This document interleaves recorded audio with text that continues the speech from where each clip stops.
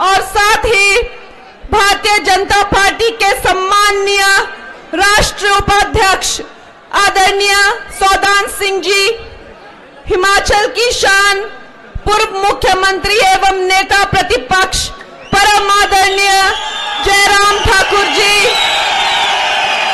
भारतीय जनता के कर्मठ जुझारू प्रदेश अध्यक्ष आदरणीय डॉक्टर राजीव बिंदल जी, मंच पर विराजमान सभी सम्मान्य विधायक गण, पूर्व मंत्री गण एवं विधायक गण, समस्त पदाधिकारी गण, सम्मानित मंच, मंडी संसदीय क्षेत्र के सभी कार्यकर्ता साथियों, जिन्होंने इस भव्य कार्यक्रम में उपस्थित पूरे मंडी संसदीय क्षेत्र के पधारी देवतुल्य जनता का मैं इस छोटी काशी मंडी पधारने पर हार्दिक अभिनंदन करती हूं, स्वागत करती हूं।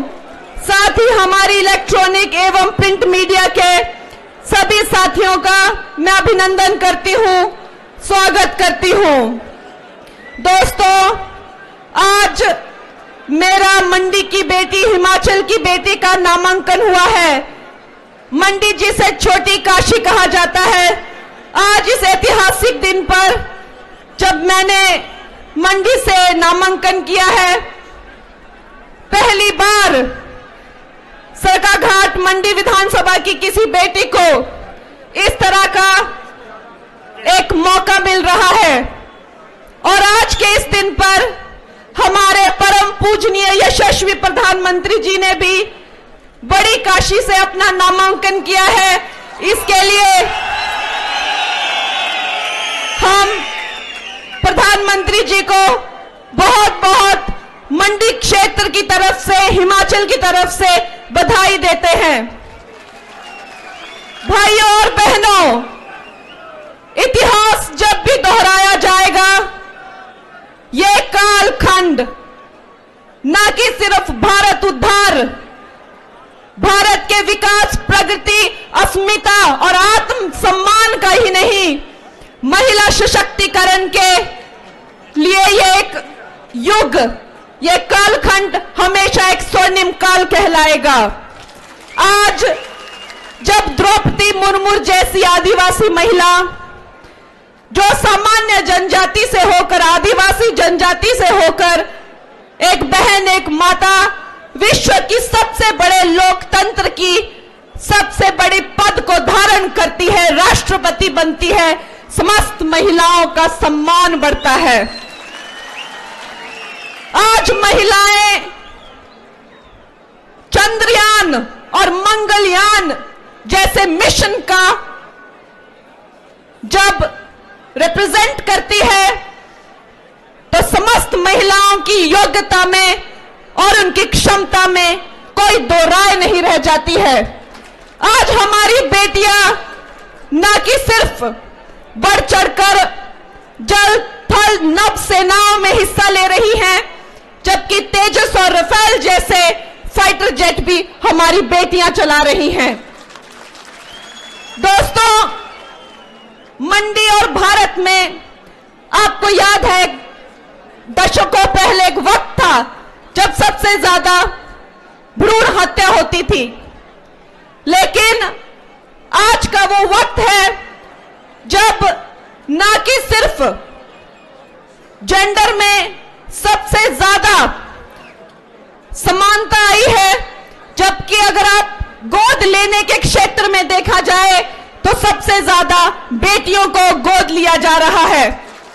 ये जो सोच बदली है कि बेटी कोई बोझ नहीं है, ये जो सोच बनी है कि हमारी बेटियां अगर घर में होती हैं तो इसका मतलब ये नहीं है कि बेटी का पैदा होना कोई दुर्भाग्य है या हम पर किसी तरह का कोई बोझ है। ये जो सोच बदली है, इसका आधार क्या है? समस्त देश की सोच बदलने का सबसे बड़ा आधार है उनमें आत्मसम्मान जगाना। आज जब आपकी बेटी, आपकी बहन, आपकी कंगना को आपकी प्रत्याशी बनाकर भेजा जाता है तो हमारी सोच बदलती है कि जब हमारी बेटियां हमारा नेतृत्व करती है तो हमारी सोच बदलती है। जब हमारी बेटियां देश में आगे बढ़ती हैं और देश का नेतृत्व करती है तो समस्त महिलाओं का और बेटियों का मान और सम्मान बढ़ता है। दोस्तों, ना कि हमारी भारतीय जनता पार्टी ने, हमारे यशस्वी प्रधानमंत्री ने ना कि सिर्फ महिलाओं को पक्के मकान, इज्जत घर, गैस चूल्हे, या क्या हुआ, थोड़ा सा आप बैठ जाइए ना, कुछ लोग देख नहीं पा रहे हैं।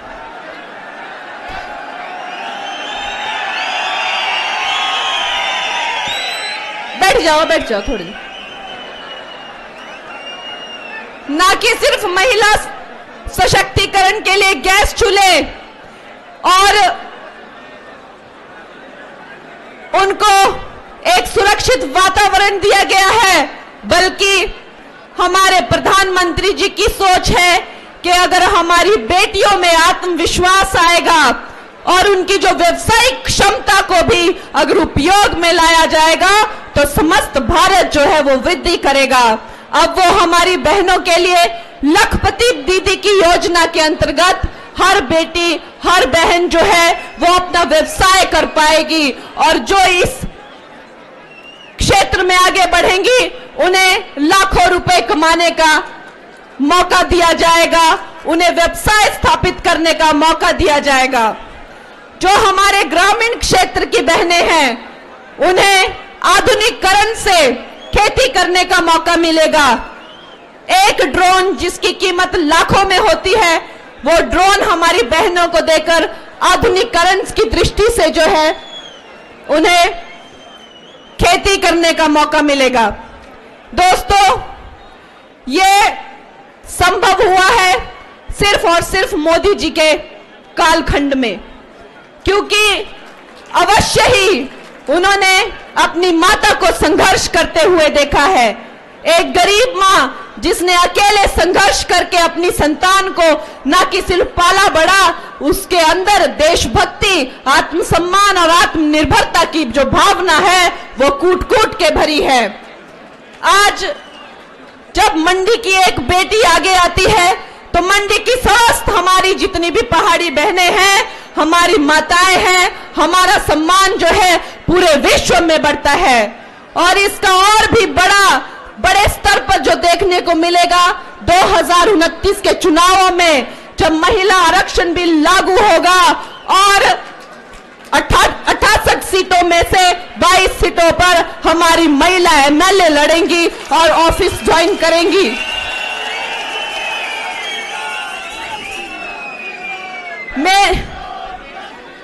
मेरी सब माताएं बहनें, आज जिस तरह यहाँ ये भीड़ उमड़ी है दोस्तों, इससे पता चल रहा है कि अपने लिए, अपनी बेटी के लिए, अपनी बहन के लिए मंडी का क्या भाव है और क्या गर्व है और किस तरह से मंडी जो है अपनी बेटी के लिए एक ऐतिहासिक जीत जो है वो दर्ज करवाने वाली है।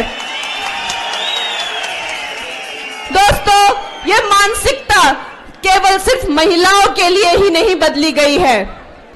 मानसिकता जो है सबसे पहले जो है हमें अपने विचार बदलने पड़ते हैं, तभी हमारे कर्म बदल सकते हैं। अगर हमारे विचार वैसे ही रहेंगे तो कुछ नया नहीं हो सकता। नया आधुनिकता तभी आ सकती है जब हमारे विचार बदलते हैं। कहीं ना कहीं हमारा जो भारत था वो एक गुलामी का चिन्ह लेकर चल रहा था। हम गुलामी के चिन्ह से अब तक कहीं उभर नहीं पाए थे दोस्तों। मुगलों की गुलामी करके, अंग्रेजों की गुलामी करके अब तक हमारी मानसिकता यही थी कि हम कुछ अपने आप नहीं कर सकते, हम कुछ अच्छा नहीं कर सकते। जो देश अपने इतिहास से नहीं सीखता है वो कभी अपना भविष्य नहीं बना सकता है। जो देश कभी अपने महापुरुषों को सम्मान नहीं देता वो देश कभी और महापुरुष नहीं बना पाएगा। मोदी जी ने जैसे ही अपना ऑफिस संभाला, सबसे पहले राजपथ का नाम कर्तव्य पथ रखा। उस पर जॉर्ज पंचम की फोटो थी। उस मूर्ति को बाहर निकालकर सुभाष चंद्र बोस, जिनको कहीं ना कहीं इतिहास के पन्नों में दबा दिया गया था, उनकी प्रतिमा जो है वो कर्तव्य पथ पर लगाई और समस्त देश के सामने एक बहुत बड़ा मार्गदर्शक रखा। उसी तरह उन्होंने सरदार वल्लभ भाई पटेल, जिनको इतिहास में कभी भी उनकी पूरी योग्यता के अनुसार उनको कभी क्रेडिट नहीं मिला, स्टैच्यू ऑफ यूनिटी, विश्व का सबसे बड़ा स्टैच्यू बना के उन्होंने सरदार वल्लभ भाई पटेल की प्रतिमा जो है वो गुजरात में लगा के समस्त विश्व के सामने मां भारती के उस सपूत को, जिसने भारत वर्ष को आज अखंड भारत जैसे हमें मिला है, उनकी बदौलत मिला है, उनकी प्रतिमा स्थापित कर कर उन्हें भी श्रद्धांजलि दी। उसी तरह श्री राम, जिन्हें सिर्फ एक काल्पनिक किरदार बनाकर कांग्रेस वालों ने एक टेंट में रखा था। वो कहते थे कि श्री राम कभी हुए ही नहीं, वो एक काल्पनिक किरदार है। सुप्रीम कोर्ट में केसेस चले, सब सबूत मिलने के बाद भी उस केस को लटकाया जा रहा था, लेकिन जैसे ही प्रधानमंत्री जी ऑफिस में आए, उन्होंने सबसे पहले राम मंदिर का काम चलाया और आज राम मंदिर जो है वो पूरे विश्व के लिए एक हिंदुओं का सबसे बड़ा पर्यटन स्थल बना हुआ है। दोस्तों, हमें उसी दिन से पता चल गया था जब कश्मीर में जाने से बच्चा बच्चा डरता था। हमें पता चल गया था कि ये कोई साधारण मानवीय नहीं है। 90 के दशक में जब आपको पता है कश्मीरी पंडितों के टुकड़े कर करके जब कश्मीर से बाहर उनको निकाल दिया गया था, भारत का प्रशासन भी वहां जाने से डरता था। उस वक्त नरेंद्र मोदी जी ने झंडा उठाकर ऐलान करके वहां पे चौराहे पे झंडा गाड़ा था और भारत माता के नारे लगाए थे। उस दिन 90 के उस दशक में यह भारत समझ गया था कि यह कोई साधारण मानव नहीं है, ये मनुष्य जो है वो भारत भाग्य विधाता बनेगा और एक दिन जो है भारत का उद्धार करेगा। आज उन्होंने 370 जो है कश्मीर से हटा दिया गया है और कश्मीर में भी भारत का ही संविधान आजादी के इतने वर्षों बाद अब लागू किया गया है।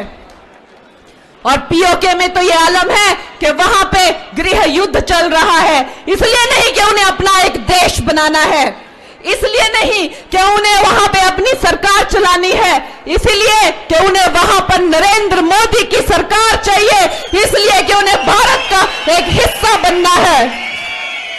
दोस्तों, तलवार के दम पर नहीं, किसी और डर पर नहीं, आज नरेंद्र मोदी पूरे विश्व का जो मार्गदर्शन है वो सुविचार के दम पर, सनातन के दम पर और भाईचारे के दम पर कर रहे हैं। आज हम G20 में देखते हैं उसका वो पूरी तरह से सफल निर्देशन करते हैं, मार्गदर्शन करते हैं। आज अगर विश्व के सारे नेताओं को खड़ा किया जाए एक लाइन में तो सबसे ज्यादा परसेंटेज जो है योग्यता और लोकप्रियता के आधार पर नरेंद्र मोदी की आती है, 78% नरेंद्र मोदी जी की आती है। ऐसे यशस्वी प्रधानमंत्री, ऐसे युग पुरुष जिनका जन्म इस देश के उद्धार के लिए हुआ है, ना वो अपनी जेब में कुछ रखते हैं, ना वो अपने अकाउंट में कुछ रखते हैं, ना उनके कोई आगे है ना उनके कोई पीछे है। दोस्तों, वो दिन में सिर्फ एक टाइम का खाना खाते हैं और सिर्फ 3 घंटा सोते हैं और देश के सिवाय और कोई वो बात नहीं करते हैं। निश्चय ही अगर इस देश में राम के चरित्र से बढ़कर कुछ है तो वो राम भक्त है और ऐसा राम भक्त जो कि राम का ही अंश है, हमारे लिए ये बहुत ही सौभाग्य की बात है कि आज हम उनकी सेना का एक हिस्सा बन पाए। चाहे मैं उनके लिए गिलहरी का ही काम करूं, लेकिन आपकी मंडी की बेटी, आपकी प्रत्याशी बनकर, आपकी नेता बनकर, आपकी हमारी मंडी से जब एक ऐसी ऐतिहासिक लीड लगेगी कि जिसकी चर्चा जो है वो दिल्ली में होगी, तो निश्चय ही आपकी बेटी आपके हिमाचल के लिए बहुत ज्यादा गौरव और बहुत ही ज्यादा यश लाएगी। जहां तक हिमाचल की उन्नति की बात है, मोदी जी ने अपनी जिंदगी का एक बहुत बड़ा कालखंड हिमालय में तपस्या करते हुए बिताया है। उन्होंने अपनी जिंदगी का एक दशक हिमाचल में काम करते हुए, एक कार्यकर्ता के रूप में काम करते हुए बिताया है। दोस्तों, इसमें कोई दो राय नहीं है कि आधुनिकीकरण की दृष्टि से, विकास की दृष्टि से हिमाचल में बहुत काम करने को है, लेकिन मोदी सरकार ने कीरतपुर मनाली हाईवे से लेकर बाकी और जयराम जी की सरकार में 5000 किलोमीटर की सड़कें, एक ऐतिहासिक रिकॉर्ड जो इन्होंने बनाया है वो किसी से छुपा नहीं है।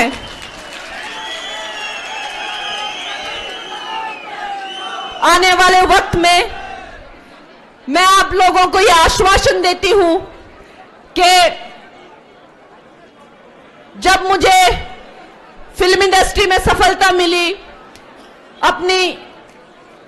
जब मुझे बहुत ज्यादा ग्लैमर मिला, सक्सेस मिला, तो ये नहीं कि मैं अपने परिवार को, अपने रिश्तेदारों को, अपने हिमाचल को भूल गई। मैं हमेशा अपनी रूट से जुड़ी रही, मैं हमेशा अपने हिमाचल से जुड़ी रही और आगे भी। अब ये समस्त हिमाचल जो है मेरा अपना परिवार है और मैं इसकी उन्नति के लिए और इसकी प्रगति के लिए पूरी योग्यता और अपनी पूरी जी जान लगा दूंगी।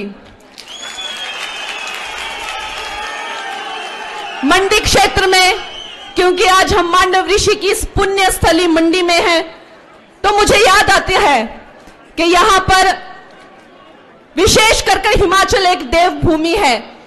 समस्त देश के लोग ये समझते हैं कि हम हिमाचल में जाएं और आध्यात्मिकता की दृष्टि से जो है हमें कुछ योग या अभ्यास की जो है उन्हें उम्मीद होती है हमारे हिमाचल की देवभूमि से। दोस्तों, यहां पर शिव धाम का 250 करोड़ का प्रोजेक्ट जो है वो सेंटर ने अलॉट किया था। जयराम जी की सरकार उसे बना रही थी, लेकिन कांग्रेस की भ्रष्ट सरकार ने उसे भी रोक दिया है। मंडी यूनिवर्सिटी हिमाचल की सेकंड यूनिवर्सिटी जो है, जो यहां पर खोली गई है, उसे भी बंद कराने के कगार पर वो लोग आ चुके हैं। मेडिकल यूनिवर्सिटी के लिए भी जमीन अलॉट हो गई थी, उसका काम शुरू हुआ था, उसे भी बंद कर दिया गया है। ऐसे न जाने कितने प्रोग्राम, 1000 से ज्यादा कार्यालय बंद कर दिए गए हैं। हमारी सरकार आएगी तो हमारे पुराने सारे काम हम फिर से शुरू करेंगे।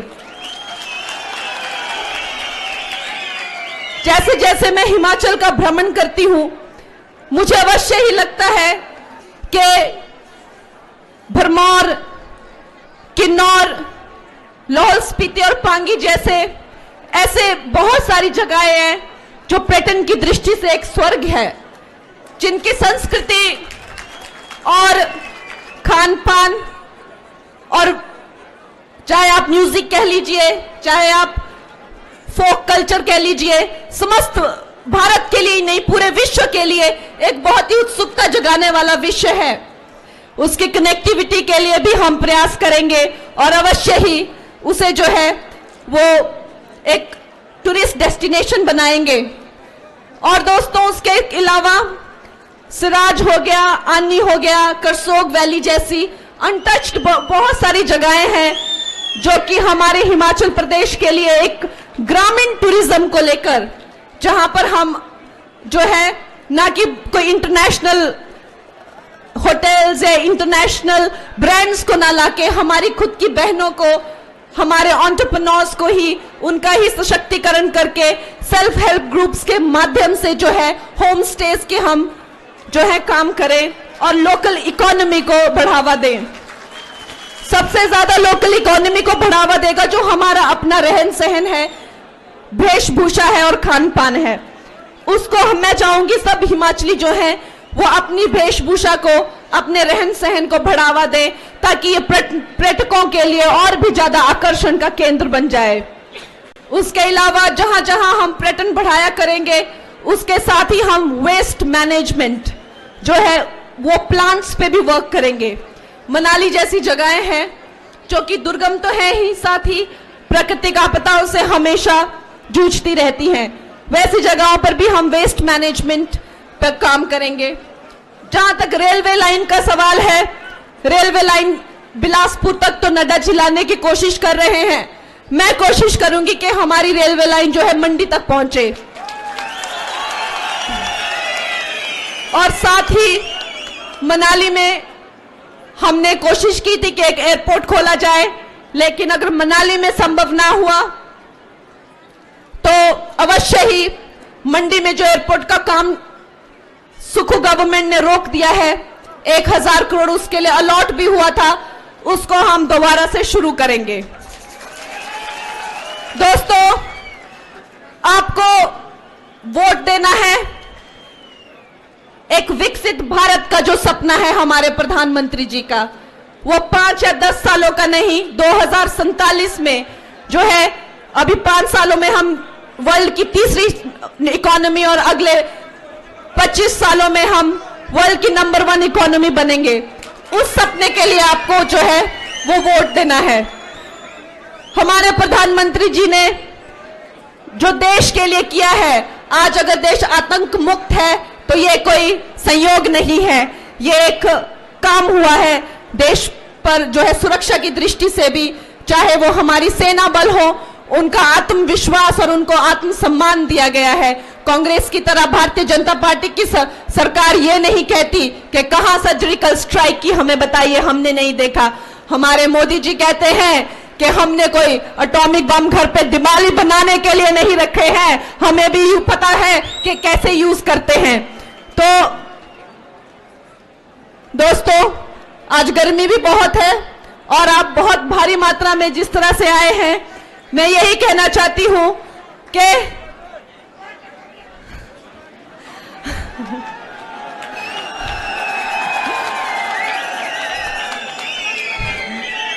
देखिए, ये जो जोश है, ये भारतीय जनता पार्टी के हर कार्यकर्ता का जोश है।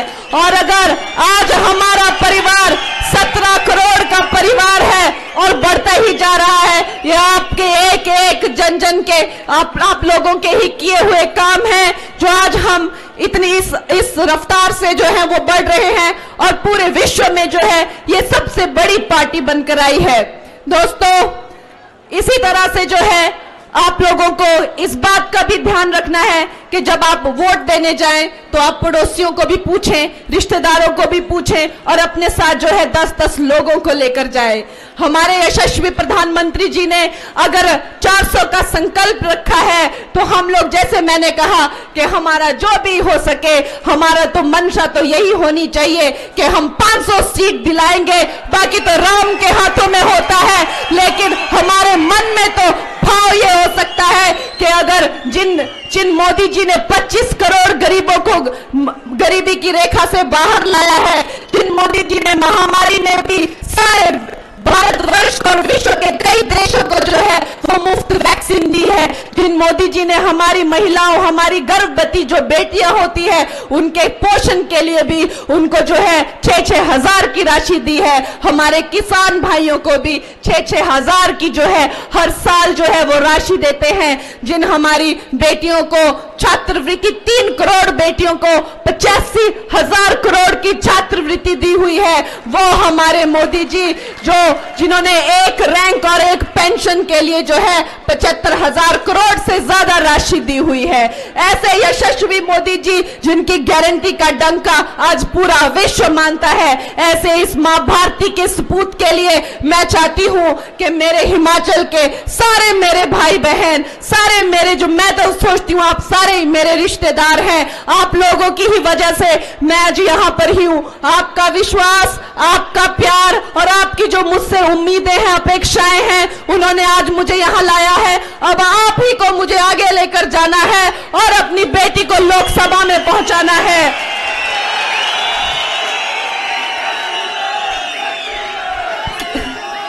जय सिया राम।